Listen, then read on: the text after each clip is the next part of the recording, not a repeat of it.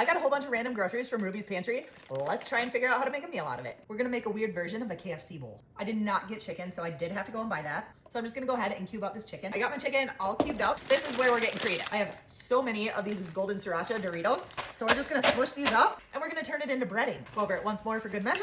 All right, we've pulverized the Dorito. So I did add just a little bit of flour to it. Oh, that looks pretty good, eh? The only thing I had for oil was olive oil, so that is what we are using. Get that good and coated with oil. We're just gonna dump it. Ooh, maybe. Okay, that wasn't working well. We're going in with the hands. Okay, that actually looks pretty good. Gonna dump this into my pan here. It actually is in the pan. I'm gonna go throw this in the oven. While that's cooking, this is an entire bag of mashed potatoes.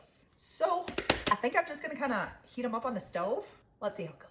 All right, so I just tried them and they could use a little jazzing up for sure. So we are gonna put a bunch of salt in, put some pepper in. Then these are kind of weirdly textured. Gonna add some of the bazillion containers of half and half into this just to kind of smooth out the texture a little bit. We're just gonna see where this brings us. I'm just kind of warming them up on low heat right now. Still got the chicken cooking in there. I stirred it up halfway through. It's looking pretty darn good though. Oh my gosh, look at this chicken. I've got corn in the microwave right now. I had a couple bags of frozen corn. Remember the cheese packets? It turns out it's kind of a queso cheese.